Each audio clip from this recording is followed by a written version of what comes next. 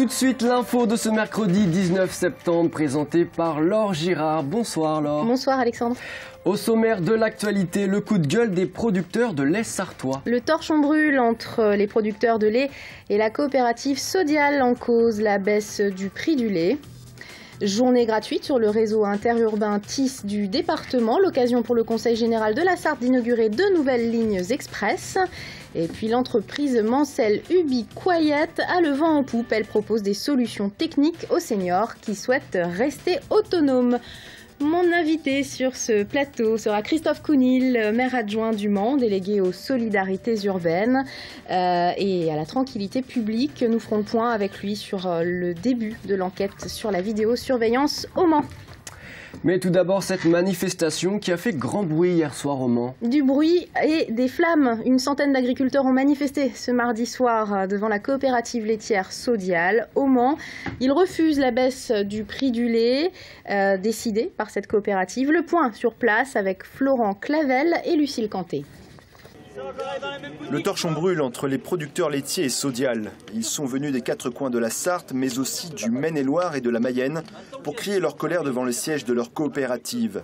On estimait que la situation était inacceptable pour les producteurs de lait. En cause, une baisse des prix du lait de 5 voire 15 € les millilitres dans certains cas. Une situation intenable. On ne peut pas arriver à compenser l'augmentation des charges, aussi bien alimentaires que d'énergie, que toutes les charges de fonctionnement. Et avoir un chiffre d'affaires qui baisse, on serait bien malin pour arriver à garder du revenu. Les agriculteurs craignent également des conséquences à plus long terme, comme un désamour des jeunes pour la profession. Si tous les 6 mois, l'entreprise a dit bah non, en fin de compte, je baisse de 5, je baisse de 15, puis je fais pas ci, je fais pas ça, nous, c'est clair que c'est impossible à vivre, quoi. Les élus de Sodial expliquent ces baisses de rémunération par des négociations difficiles avec les grandes surfaces. Ils tentent tant bien que mal de rassurer leurs collègues. C'est juste provisoire, juste pour terminer l'année. Et en fonction des hausses de prix qu'on aura obtenues, cette mesure pourra s'arrêter plus tôt. Pas sûr que cela suffise aux 600 producteurs de lait de la Sarthe qui travaillent avec Sodial. Des producteurs déjà fragilisés par la hausse des prix du gasoil ou des céréales pour nourrir leurs bêtes. Et à l'issue de cette manifestation, les agriculteurs ont lancé un ultimatum à la direction de Sodial. Ils demandent l'annulation de la baisse du prix du lait avant le 10 octobre et menacent de durcir le mouvement s'ils n'obtiennent pas satisfaction. Il n'y aura pas de poulailler géant à souligner sous ballon. C'est une information de nos confrères de France Bleu Maine. Le projet a été abandonné cet été. Une victoire pour les riverains. Le commissaire enquêteur chargé du dossier avait rendu un avis défavorable en juin dernier. C'est l'heure d'accueillir l'invité de l'info. L'invité de l'info ce soir, c'est Christophe Counil. Bonsoir. Bonsoir. Alors, parmi vos nombreuses fonctions, vous êtes maire adjoint du Mans, délégué aux solidarités urbaines et à la tranquillité publique. Et à ce titre, vous venez nous parler de l'enquête publique sur la vidéosurveillance au Mans qui commence ce mercredi soir. Ce mercredi soir avec une réunion d'information à l'attention des riverains. Concrètement, quelles vont être justement les modalités de cette enquête pour qu'on comprenne bien ?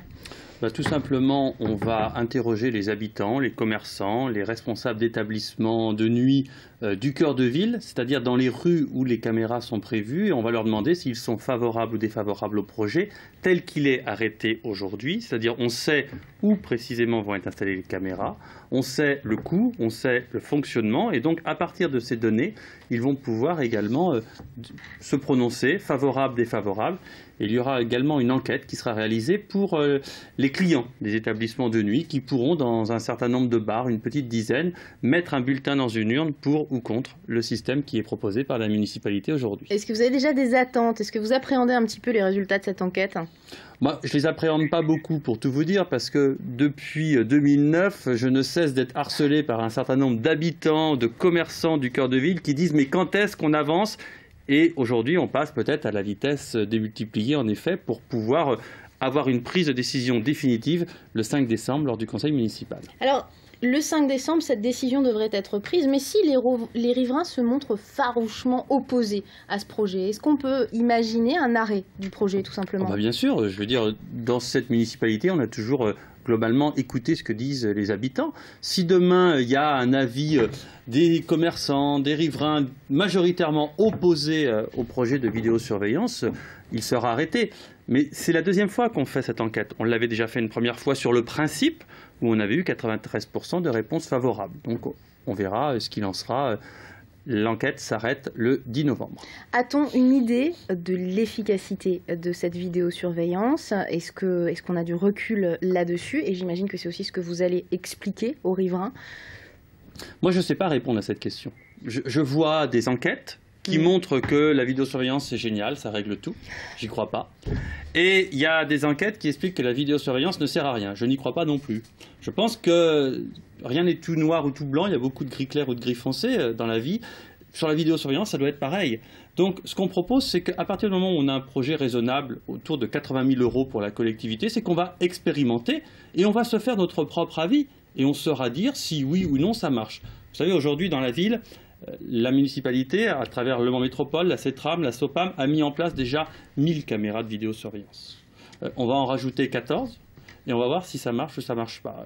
J'ai discuté un peu avec le commissaire de police cet après-midi qui me disait par exemple que depuis le début de l'année, c'était 45 affaires qu'il avait résolues grâce au système de vidéosurveillance qui existe un petit peu partout dans la ville. Donc on verra.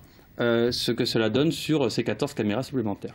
Dernière question, la vidéosurveillance, c'est effectivement pour surveiller la problématique qu'il pourrait y avoir de petite délinquance au centre-ville. On reste vigilant sur cette problématique, c'est vraiment pour résoudre ce problème qui continue en ville?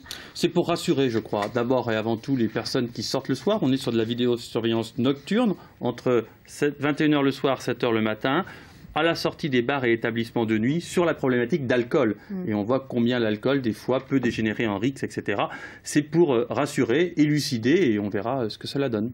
Merci Christophe Counil d'être venu sur ce plateau. Hier soir, verdict a été rendu aux assises de la Sarthe. Et ce sera 10 ans de réclusion criminelle pour les deux marginaux, jugés aux assises depuis lundi. En février 2011, ivres, ils avaient roué de coups Jean-Pierre Cador. La victime est décédée le lendemain. Les accusés ont finalement été reconnus coupables de violences volontaires, ayant entraîné la mort sans intention de la donner. Et puis l'évasion d'un détenu ce mercredi matin. Il s'est évadé lors de son transfert de la maison d'arrêt de Caen à celle des Croisettes à Coulennes. Le détenu a fait un malaise pour s'échapper du fourgon des gendarmes de Sablé-sur-Sarthe qui devait le ramener. Après 2 heures de recherche pour une trentaine d'agents mobilisés dans le quartier sud de Caen, l'individu a été retrouvé dans une poubelle. Il est à l'heure actuelle de retour dans sa cellule sartoise. On passe à un tout autre sujet puisque c'est la semaine européenne de la mobilité. Et ce mercredi, les transports étaient gratuits pour les usagers du réseau interurbain TIS du département. L'occasion pour le Conseil général de la Sarthe d'inaugurer 2 nouvelles lignes express. Certains ne sont pas convaincus de leur utilité, comme nous allons le voir dans ce reportage de Lucille Canté. Partir du Mans et arriver à Mamers ou à la Chartre en 55 minutes, c'est le pari du Conseil général avec la mise en place de 2 nouvelles lignes TIS Express. Ce sont des lignes que nous avons rajoutées en complément de ce qui existait auparavant et ce qui fait qu'aujourd'hui ces lignes express ne circulent plus dans certains petits villages où il y avait bien évidemment plus d'arrêts et plus de kilomètres, et ce qui fait qu'aujourd'hui sur ces 2 lignes à titre expérimental que nous venons de mettre en place, eh bien, le circuit est beaucoup plus rapide. Tous les usagers ne semblent pas convaincus par cette rapidité, tout dépend de leur destination. La différence de temps pour des trajets courts reste relative. Il y a le express et le normal, en fait, et ça fait les mêmes heures pratiquement. En fait. Moi je dis qu'il est plus rapide parce qu'avant je mettais environ 1 heure et 20 minutes pour venir. Et depuis que je prends le TIS Express, je mets environ 1 heure, 50 minutes. Il n'est pas plus rapide parce qu'il y a beaucoup trop de monde et du coup on arrive à la même heure qu'avant. Moi j'en ai pas l'impression parce qu'en fait je m'arrête à Bonne-Étape, donc c'était les mêmes trajets que l'ancien bus, mais je pense que pour certaines personnes qui vont à Mamers c'est beaucoup plus rapide.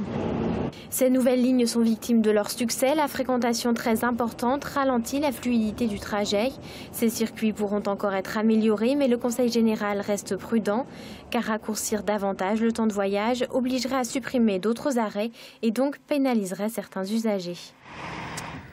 On s'intéresse à présent à une start-up mancelle qui propose des boîtiers électroniques pour assurer la sécurité des personnes âgées. Laure. Ubiquiet s'est attaquée au marché de l'autonomie des personnes âgées en 2009. Aujourd'hui, elle a le vent en poupe. Un sujet de Florent Clavel et Michael Texier. Albertine, 91 ans, teste depuis 3 mois un boîtier électronique qui lui facilite la vie. Le lien, c'est son nom, lui permet d'appeler sa famille, son médecin ou encore de se faire livrer des courses. Et ce, sans avoir à composer le moindre numéro de téléphone. Je mets ma fiche dedans, et puis j'attends que ça se passe.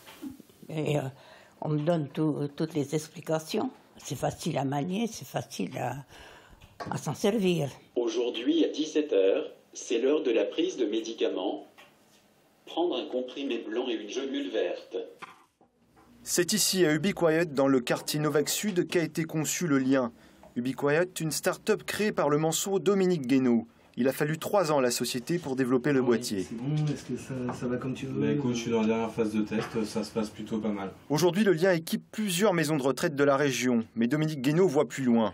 On a des objectifs en plusieurs milliers de boîtiers, mais c'est le marché qui va nous le dire. L'objectif, effectivement, c'est de démontrer le modèle économique. On a un développement commercial prévu, un plan assez ambitieux dans les prochains mois et a fortiori dans les 2 ans qui viennent. C'est-à-dire c'est espérons-le, plusieurs millions d'euros dans les 24 mois.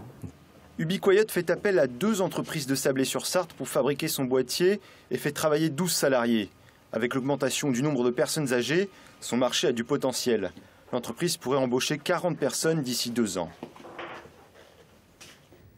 À noter, c'est l'année européenne du vieillissement actif et de la solidarité générationnelle. Pour l'occasion, le train exposition Bien vivre pour bien vieillir sillonne toute la France de septembre à octobre et il sera en gare du Mans ce vendredi 21 septembre. Un atelier sur l'alimentation des personnes de plus de 50 ans vous sera proposé de 14h à 16h. Retrouvez toutes les informations sur ce train sur www.trainbienvivre.com. Merci beaucoup Laure. Demain, vous retrouverez à cette même place Michael Texier. Mais pour l'heure, restez avec nous. Dans un instant après la pub, la météo présentée par Romuald Besson, suivie de l'actu vue par les médias. Nous recevons aujourd'hui Christine Corr, directrice départementale de Ouest France, ainsi qu'Emilien Bordery, rédacteur en chef de Suite FM. A tout de suite.